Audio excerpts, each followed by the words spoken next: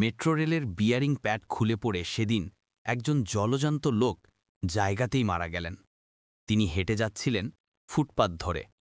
রাস্তার উপর দিয়ে সাপের মতো সর্পিলাকার হয়ে চলে যাওয়া মেট্রোর বিয়ারিং প্যাড এসে পড়ল তার গায়ে।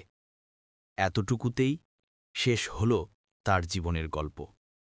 এই ঘটনায় মেট্রোর নির্মাণাধীন ত্রুটি, রক্ষণাবেক্ষণজনিত অদক্ষতা সহ অনেক বিষয়ই আমরা কথা বলেছি।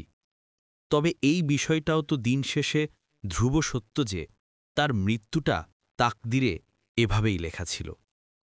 সকালবেলা যখন তিনি বের হচ্ছিলেন ঘর থেকে, তিনি কি একবারও ভাবতে পেরেছিলেন যে তিনি আর কোনো দিন তার প্রিয়জনদের কাছে ফিরতে পারবেন না জীবিত?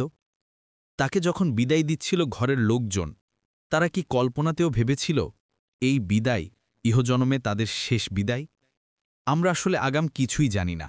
আগামীকাল সকালে আমাদের সাথে কি ঘটবে, আগামী সপ্তাহে আমাদের সর্বশেষ অবস্থা কি হবে, আগামী মাসে আমরা কোথায় থাকব, আগামী বছরে আমাদের পরিণতি কি, এসবের কোনোটাই আমাদের জানাশোনার আয়ত্তে থাকে না।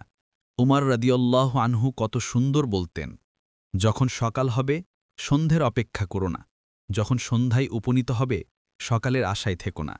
জীবনের প্রতিটা মুহূর্তই তো অনিশ্চয়তায় ভরা। নিশ্চিত তো কেবল মৃত্যুটাই।